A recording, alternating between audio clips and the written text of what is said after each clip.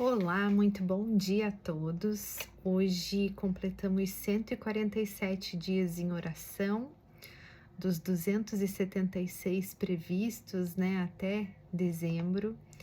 E apesar da gente já ter caminhado uma longa distância, digamos assim, né, de passar rápido o tempo, a gente tem ainda um percurso muito importante, né, para percorrer e que com certeza não finaliza em 25 de dezembro, né? Por que que eu tô trazendo essa introdução para o dia de hoje? A reflexão que eu tive com o recorte feito hoje no dia 18 de agosto aqui, é que Zacarias trouxe uma informação, né, lá da igreja, dizendo que Herodes estava muito preocupado com a possibilidade da vinda de um Messias e que, diante desse fato, né, a preocupação dele era perder o seu reinado, né? E essa reflexão faz a gente pensar sobre o mal que está à nossa volta, né? Eu entendo aqui que Herodes estava recebendo algumas mensagens, né, profecias, e ele já acreditava nisso, mas diante, né, de uma revelação tão importante, tão relevante, né, para nós enquanto humanidade, enquanto filhos de Deus, é aquela informação que a gente pensa assim, nossa, né, a vinda do Messias, quão graciosa, né, é essa vinda. Mas a preocupação dele era a possibilidade dele perder o seu reinado, o seu poder, né? E a gente conhece, né, na história de Jesus como essa fama, né, os milagres que ele fez trouxeram tantos rebuliços, né, com relação àqueles que tinham o poder, inclusive os religiosos, né, aqueles que diziam que criam em Deus. E aí, diante dessa circunstância, a minha reflexão é assim: o que a gente faz com as revelações de Deus, né? Quantas vezes essas revelações elas não são utilizadas para o bem? E eu gostaria que cada um de nós a gente pudesse entrar em contato com aquilo que nos cabe, né? Talvez a gente não seja tão poderoso quanto Herodes, né, na nossa circunstância atual, e a gente não está olhando aqui pela perspectiva de Zacarias e como essa informação repercutiu dentro da igreja, dentro das famílias ali. No caso, né, Maria está trazendo assim, eu fiquei muito apreensiva com essa informação, né, sabendo que essa informação já estava causando um rebuliço fora, né, e o quanto isso amedrontava ela, porque, né, diz respeito à história do filho. Mas eu queria utilizar uma outra perspectiva, né, o que a gente faz e quais são os nossos pecados, como isso nos afasta de Deus e nos afasta da crença na unidade, né? No Pai, no Filho e no Espírito Santo. E aí eu estava fazendo uma reflexão da leitura de João, capítulo 12, próximo do versículo 23, quando estava se aproximando já da morte de Jesus, e Jesus mesmo faz uma reflexão sobre como é a entrega dele completa para os desígnios do Pai. E eu acho que é nesse sentido que a gente acaba se afastando, né, dos princípios daquele que nos criou, né? Porque se afastar do pecado e se aproximar de Deus nos coloca em contato com aquilo que a gente acaba fazendo de mal. E a gente faz, né? Nós somos pecadores. Eu faço mal, vocês fazem o mal. É muito difícil a gente permanecer naquilo que Deus nos colocou para fazer aqui em terra, né? Aqui na vida, né? E numa vida que não diz só sobre essa vida, mas para a eternidade. Em que sentido eu quero levar isso, né? Jesus diz assim: é chegada a hora para o Filho do Homem ser glorificado. E ser glorificado significa para Jesus se entregar para a morte. E aí, mais ali na frente, né, diz assim: eu ganho o mundo quando eu me perco de mim. Que é justamente essa, se afastar daquilo que a gente quer. Às vezes, miseravelmente, a gente quer, não sei, se afundar nos deleites da vida, né, nas coisas que nos trazem prazer imediato, e isso nos afasta de Deus, né?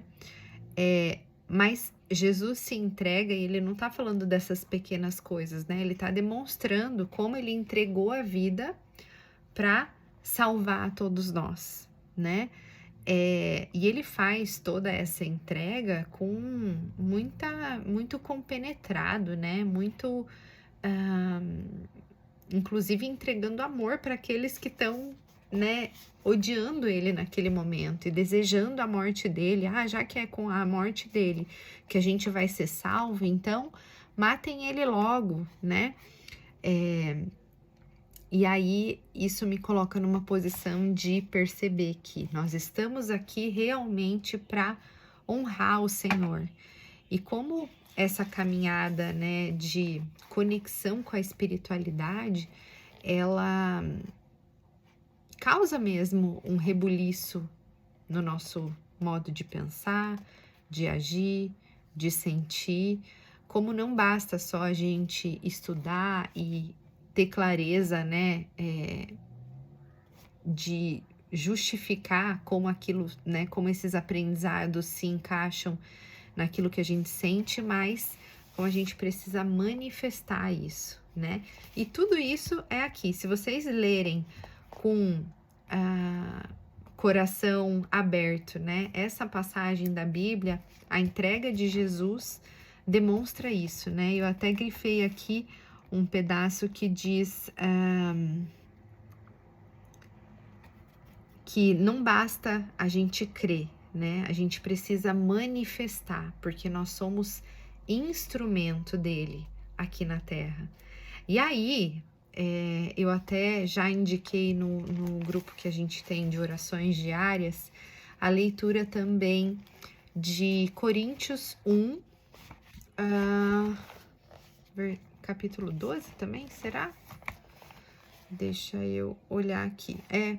Coríntios 1, capítulo 12 também. 1 Coríntios, capítulo 12, que fala dos dons do Espírito Santo, né? De como tudo entre nós, no nosso corpo e as nossas funções, os povos de todo mundo, tudo tem uma grande conexão, né? E eu acho que isso traz muita luz para como lidar com essa entrega por completo, mas com muito amor e compaixão, né? Desde o nosso fiozinho de cabelo, dedão do pé. E eu achei muito legal que nessa reflexão de Coríntios diz assim: as partes mais feinhas do nosso corpo a gente ornamenta, né? Para demonstrar cuidado exatamente com elas. Aqueles que são mais, como que é? Não é singelos, mas mais frágeis, né? São aqueles que estão mais importantes e que a gente precisa mais proteger. Assim é o coração, não é? Já foi feita essa caixa torácica aqui para que a gente para que fosse preservada a nossa vida.